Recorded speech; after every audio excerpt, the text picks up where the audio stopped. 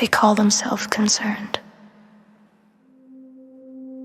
Moralists, parents, realists, people, with signs printed in sensible fonts and anger that believes it's righteous because it's loud. I hear them before I see them. The noise gathers first, chants folding over themselves, syllables dulled by repetition, meaning sanded down until only intent remains by the time I step into the city. The word has already chosen me. Monster. I almost sigh. I expected something more imaginative. They fill the streets in clusters, bodies pressed tight, faces tilted upward from this height.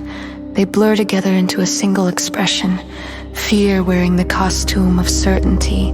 They shout demands that contradict one another but share the same destination. Leave.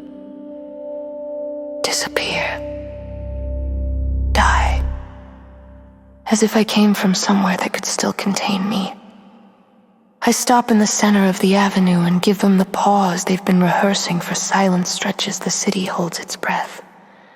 Some of them throw things, bottles, stones, words sharpened on line and hurled into the physical world like they might finally land. They strike my legs, my knees, my feet. It hurts, technically. Pain at this scale is information, not a threat to my life. A low percussion against a body built to endure. I feel it register and pass like heat or rain. They don't know that. They think they're winning. I tilt my head and smile, slow, intentional, unmistakably pleased.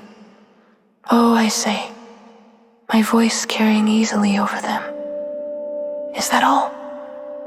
That does it. They hate that they want absolution through submission. They want me smaller, quieter, repentant, folded back into a shape that reassures them they were right all along. I don't oblige. I step forward. I don't hurt anyone. Technically, some people like Evan would die for that touch. The street reacts the way streets do when asked to host something larger than their imagination. Asphalt fractures in thin, elegant lines. A scream breaks loose. Someone stumbles. Someone else runs. They call it destruction. I call it redecoration. What's the matter? You've consumed me my whole life. I tell them, still smiling. You don't like being consumed? Shocking. More things fly. A brick strikes my shin and shatters, the sound sharp and clean inside. Something tightens. Anger. Rage. I could destroy everything, everyone. But I don't. I'm merciful. I know this moment. I've lived it in smaller rooms, softer voices, admiration tipping into accusation, desire souring into moral panic. The instant people decide it's easier to condemn what they can't possess. I feel tears rise. I don't let them fall. That's discipline. That's the mask. To keep going, to persevere.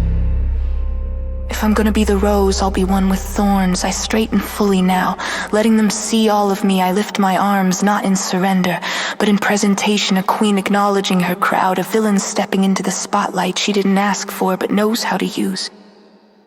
Look. I say calmly, this is what you came for. Some of them retreat.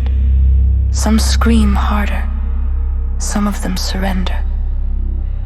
Later, they'll edit this moment, freeze my face mid-expression, call it proof, call it instability, call it the end.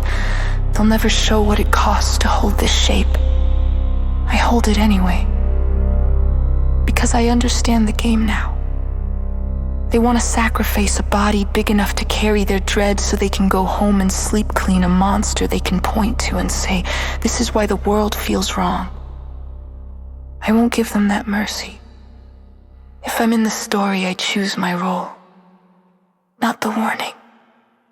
Not the apology. Not the pawn. The queen. I plant my foot, steady, deliberate, and the ground accepts it. I'm not leaving. I say softly, and the softness terrifies them more than any roar, and I'm not shrinking. Something breaks then. The idea that they were ever in control, I turn away before they can decide what to do with that. Behind me, the shouting reshapes itself into myth, something safer than truth. Ahead of me, the city opens. My eyes burn, my chest aches, the mask holds, I want to hide. There's nowhere to hide.